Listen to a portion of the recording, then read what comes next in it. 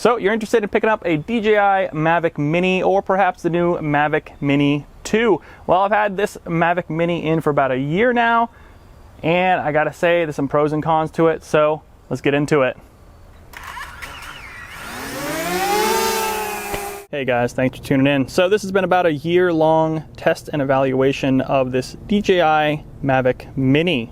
The DJI Mavic Mini is an impressively small and very lightweight drone, coming in right at 249 grams, which in many countries allows it to not need a registration attached to it. So you can just buy one of these and start flying right away. Now, what's really fascinating about it is how it is constructed. As it being such a small drone, you definitely lose some features you get with the bigger drones, but at the same time you have this nice compact drone that is definitely feature packed and has enough power to do most of what you're trying to do with the drone at more of a beginner level. Now, it is a hard plastic body with plastic arms on all of the quads here, but you also have foam inserts to help lighten it up quite a bit. And that is definitely something to consider because these arms are pretty flimsy compared to some of the higher end and more pricier drones. The camera on this drone is very, very impressive. It is a 12 megapixel photos, 2.7K HD video, and a 3-axis gimbal stabilizer. So the camera will be trying to stabilize your photos or videos as you're flying, which is a great feature to have on a drone that is not too expensive. It also boasts a 30-minute flight time with the battery pack that comes with the drone, and you can actually get a Fly More package that we'll talk about here in a second, which I did opt for, which gives you several batteries and a few other goodies. Much like the drone itself, the remote control that comes with the drone is very compact and lightweight, very simple to design, and it utilizes a smartphone like an iPhone or Android and comes with the proper cables to actually run it, and it also has a charging port on the side that's integrated with the cable that connects right to your phone, which provides a nice seamless connectivity to your drone during flight time. Folding up the controller is very simple. All you do is pull your phone out, unplug the provided cable, take the joysticks, unscrew them. They have a nice storage compartment right here on each side. Put the cable in a little slot right here, and then you fold up the arms like so. Then your antenna go and fold up like that, and you're good to have this stored for your next flight. Now, looking at the features here, of course, you have your 2 joysticks, you have your home button, you have your power button right here, antenna. On the top, you have still photos and recording, either it's 2.7K or 1080p, whichever you prefer. And then you also have your camera tilt knob right here as well. So feature packed.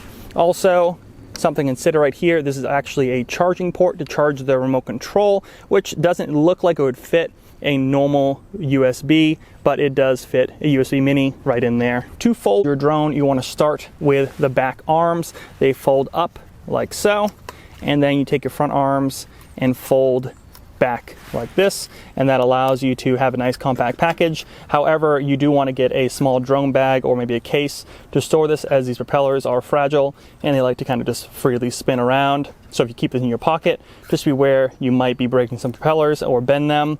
And we'll talk about a situation where these propellers do bend and it gives you an error message, and it happened to me, and I'll show you how I fixed that as well. Some of the features on the drone itself, we already talked about the camera. Power buttons right here, push it once and then twice. Turns on your drone. You can actually turn on like this. You don't have to fold out the arms. Just try to keep the propellers clear so they don't clip each other. They're not going to spin or anything. You might see a little bit of the jiggling a little bit there, but it's not going to spin around too much. And then on the back here, you can actually go and power this off if you want. Again, 2 clicks. First one click, then hold. On the back here, you'll see you have your micro SD card slot, a charging port right there. Your battery is right in here, which is by far the heaviest part of this drone. And there's a release button you push up, and you can actually just pull straight out like so. And you'll see your battery pack right there, and just push back in to get back in there. So very nice. You can actually charge the drone without taking the battery if you'd like out, and just plug it right into a power cord. No issues there.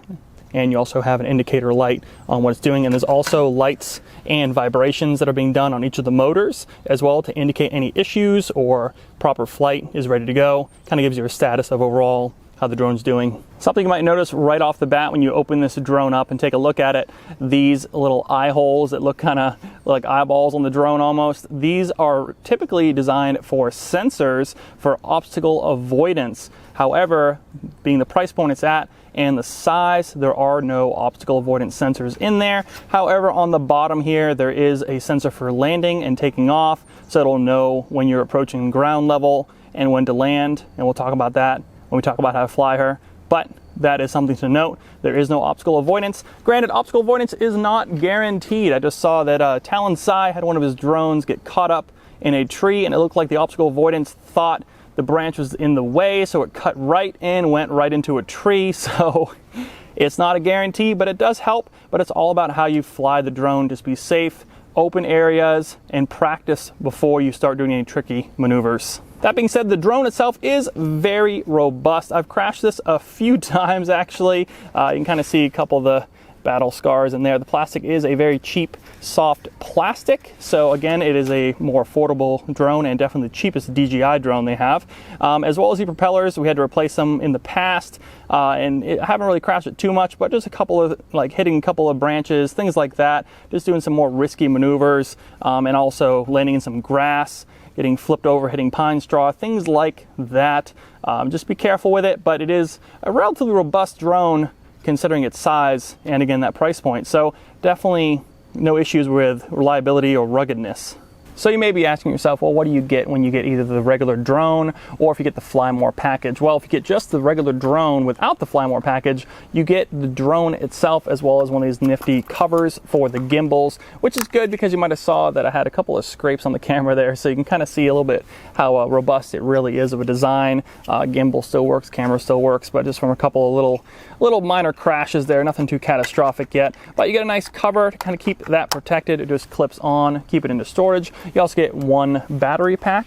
You get a USB cable charger as well as the wall charger itself from DJI, and you get the remote control. So as far as I'm concerned, for $399 you get a full package. You can definitely run the drone, no issues at all. But if you get the Fly More package, which is just a little bit more, I think it was at $499 last I checked, you get the whole bundle kit. So you can kind of see on here, you get the drone, you get the cover, you get the remote control, and you get 3 batteries and a 3 battery charger, which I have right here. And you get the case, which is a very nice case, no issues, really well built. And you also get some nice rotor cages. So that way, if you wanted to practice, if you hit something, there's a much better chance of not hurting the drone if all the rotors are put in cages. So I mean, it's nice to have. I haven't really flown too much with this on there. I mean, I guess you could have.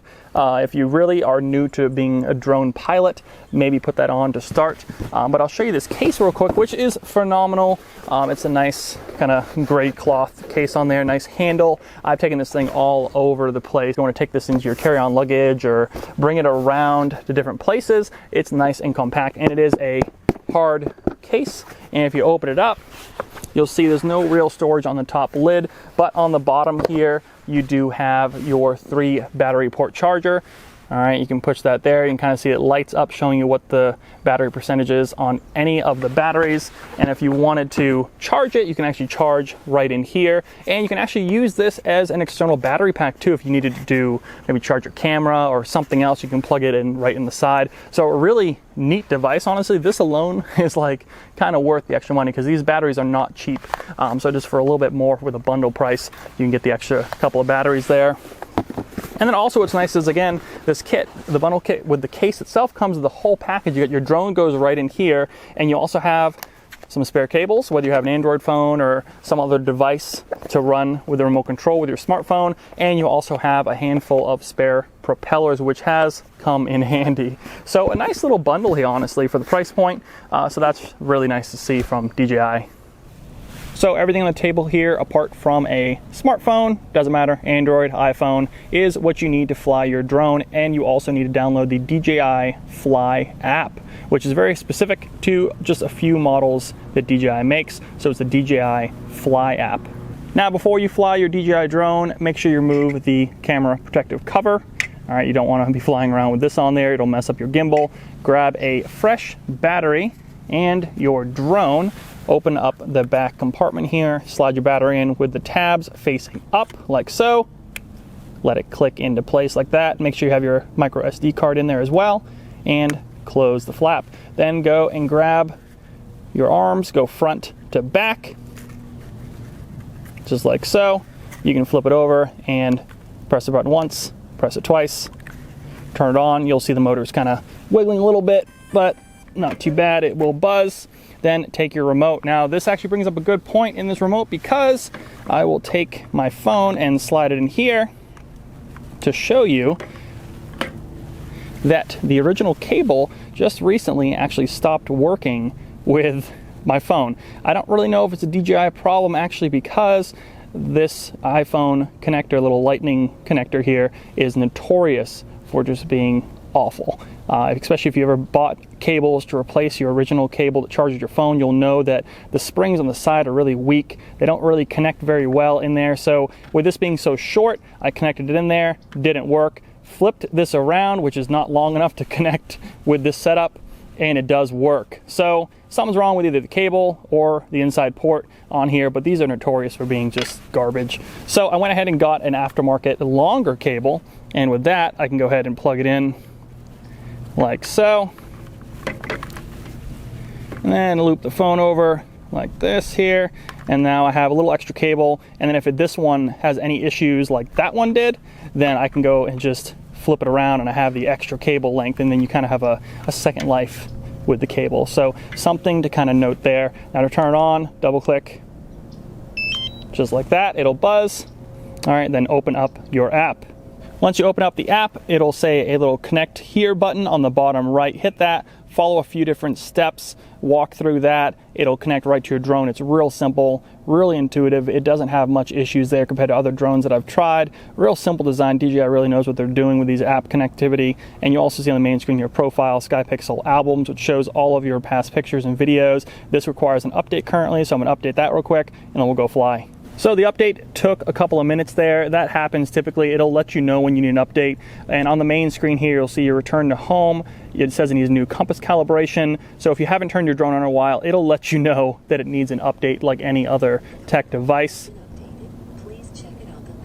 I don't know if you heard that there, but if you turn your volume up, it'll instruct you on certain things. Like it says, home point has been updated. Please check your map down here. Here is your altitude or height, your distance away from you. So the home point is exactly where you are. And then over here you have how many different types of memory you have left. So if you have gigabytes, or if you want to set it up in, it's like it was like kilobytes or something. So just keep an eye on that. You can keep an eye on actually micro SD. You have EV, which is your exposure. Over here you have your auto exposure. Lock it in or keep it auto exposure. I mean, for most folks, just do auto exposure. You can always edit these photos and videos after the fact. Over here you also have your manual settings, automatic settings. Again, auto settings if you wanted to have automatic, just kind of the best for the scenario you're flying in. But you can actually, as a photographer, if you do want to adjust anything, there is some adjustment, which is really nice to see on a drone, again, in this price point. Album, play button right there, record right there. Selection on types of recordings. So you can see right here, you have single, you have time shots if you want to wait to time it out, get the perfect shot you're looking for. Photos, you have videos. What's nice is you have your 1080p all the way to 60 FPS, 2.7K all the way to 30 FPS. I typically honestly like to keep around 1080p 60 FPS, which is what I film with anyways on YouTube as well. And you have quick shots, which won't pop up until in flight, and we'll talk about that here in a little bit. So up here you have your GPS, battery life. You also have a message board up here, and you have your back button to go back to the home screen. Also down here is your GPS. If you open that, you'll see exactly where you are on the map.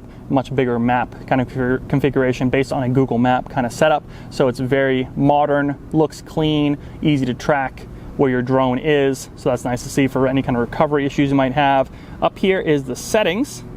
Talk about those real briefly. All these different settings you can choose through. That doesn't have as many settings as other drones that Mavic has, but it does have enough, I think, for the price point and for kind of a beginner level drone. Kind of same thing with the picture adjustment. It's not exactly a professional drone. It's definitely more of a recreational drone. So just to kind of keep in point there. Max altitude is 400 feet in the USA, at least for, I'm assuming, most states, but federally it looks like it's about 400 feet. You also have distance out to whatever you want, but honestly, I have only gotten out to about 2,000 feet in an open area. You can get a little bit more if maybe you're out in the absolute middle of nowhere, but you'll see messages pop up: interference, Wi-Fi signals, cellular devices. All that stuff plays into the distance the drones can actually fly. But 2,000 feet will give you enough space to kind of check out something cool if you're nearby. If you want to fly up to the top of a hill or go over a river or something, that'll help you do that. Also an auto return altitude, set it to basically how high the tallest trees are around, so you don't end up having to have an automatic return that happens because the drone is lost and it just ends up running into a tree. So be careful there. Update the home point if you want to update that. IMU and compass calibration, you can see that's required, so I'll have to do that here in a second. IMU is inertial measurement unit, and it's actually the force, angular velocity, and attitude of the drone. So that's something good to note for the sensors there. Battery info, geozones, find my drone. You know, some cool settings in here. Controls here, you can select through the different controls. So CineSmooth is for real smooth photography, which you can also adjust right on the main screen when you're in flight. Position is just a real standard, normal, cruising almost type of speed. And then Sport is a faster drone. Select your kinds of measurements.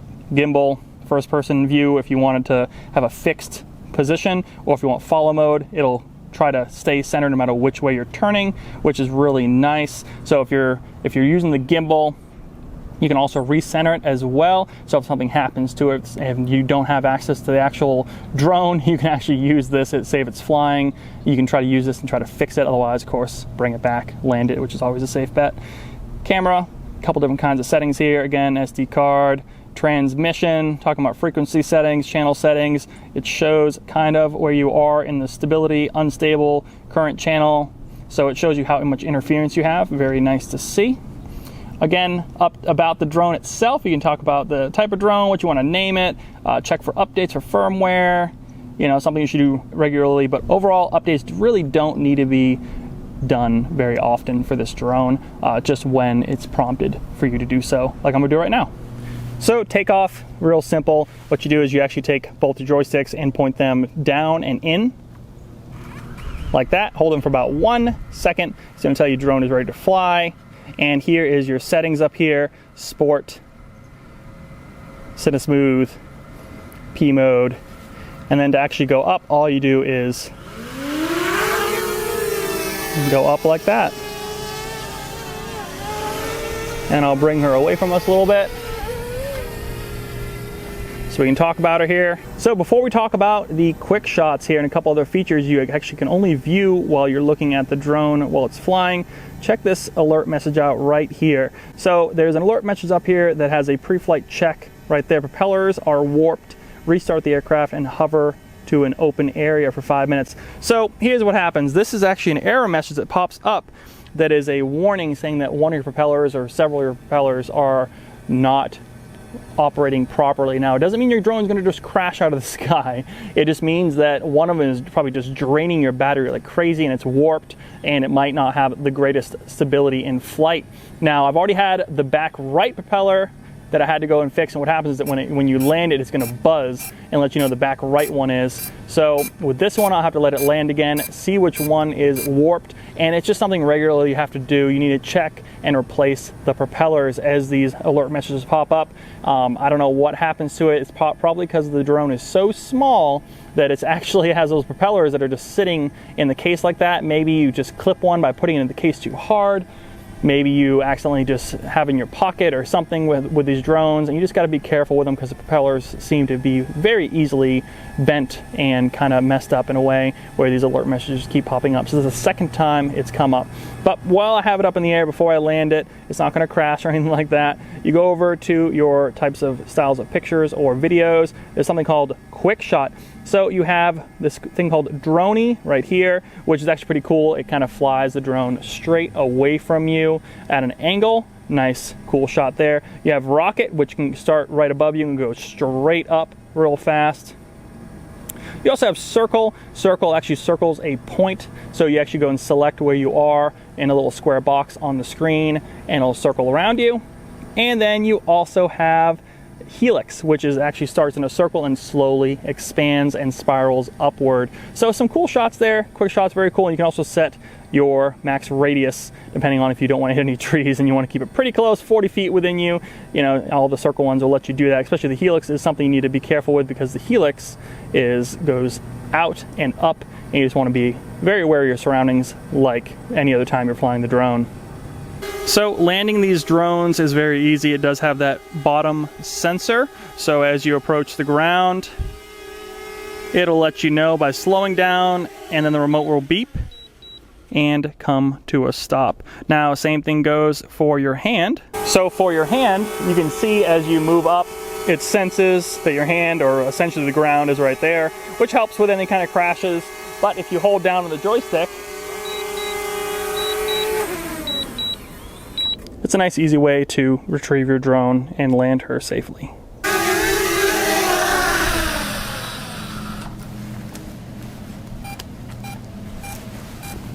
So now it's saying, so I just replaced these.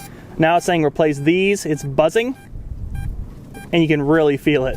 So I got to replace these now. So this is an error you might come up with in your drone, especially after about a year, which is why I enjoy doing these long-term reviews, to find issues like this that you just wouldn't see normally right out of the box. So take a screwdriver that comes with the kit, replace these two propellers, and is based on the lines of the propeller. So heads up there, I don't know if this is worth doing a separate video on, but you'll see single line, double line, single line, double line. So these are replaceable with the same kinds with double lines. These are replaceable with the same kind with single lines. So something good to note if you come into this issue. So we are at the end of 2020, which means the DJI Mavic Mini 2 is out. So if it's worth it to upgrade from the 1 to the 2, well, you do get some interesting features that are added to this already feature-packed drone, but you have to pay for it. First off, you go from a $399 drone to a $449 drone. If you want to get the Fly More bundle, you go from $499 to $549, but you get, again, some really cool features. So you get a very similar looking drone, except the controller that comes with the 2.0 is a much bigger controller. It's actually designed around their more expensive drones like the Air and the Pro. So when you get up to that level, it's a little bit bigger controller, but it looks like it still fits in the similar package or similar case that you got with the Fly More bundle with this right here. So you're not looking like you're going to be losing too much space there. Just know it's gonna be a little bigger, a little bit heavier, but it looks like the similar batteries, so you'll still get the bundle with the 3 batteries. But of course, with that, some of the features that are really neat are you get a 4K video versus 2.7K video that's on here, so you'll see some slight improvement there. Also, all the motors have increased power, which is really nice, especially in a wind or honestly a breeze with how small this is. So anything over like 10 miles per hour, this thing you do risk getting kind of blown quite a bit. And if you do get it blown too much, you're going to not only burn your battery, but you could potentially not get it back if you're going towards into the wind to try to get back to you.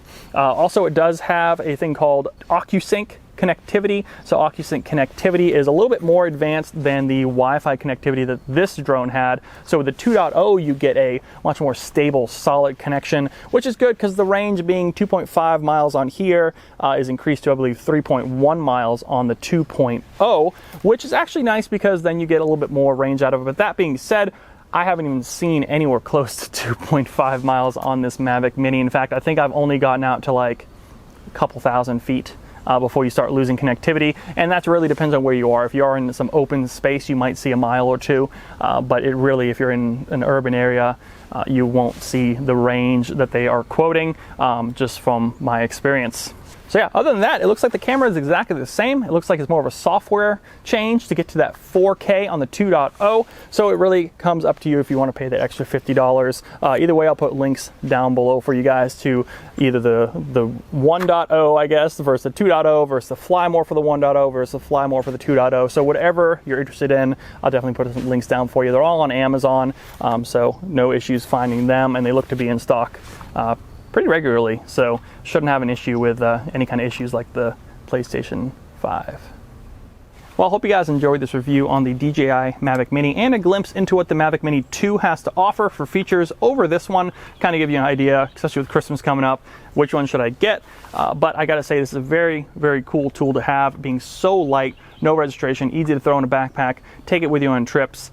take it out when you need it, get some really, really cool shots with it. I mean, we've had such a blast in the last year reviewing this and kind of messing around with it, getting some really neat shots with where we go, and it's just so portable. And I think that's one of the really good things about this size of a drone here compared to some of the larger drones. And also you do get the features though that you would like to see out of a drone, especially with more modern drones. You get the speed, you get the range, you get the connectivity, you get all of the stabilization with the camera, because if you compare it to maybe a $200 drone, you're paying twice as much, true, compared to like a F11 that I've reviewed in the past. But with this one, you just get a lot more for your money. So you're paying for those features. So really cool device, really neat drone. I'm excited to get the 2 in as well at some point. Probably do a review on that, so stay tuned there. But in terms of long-term review, 1 year with the Mavic Mini, definitely a thumbs up. So hope you guys enjoyed this review. As always, if you have any questions, hit them in the comments below. I'll be happy to answer them. Subscribe to the channel, like this video, hit that thumbs up. It really helps me out. Head on over to Instagram, follow us there, like us on Facebook for all the latest and greatest deals on the internet, and I'll see you in the next review.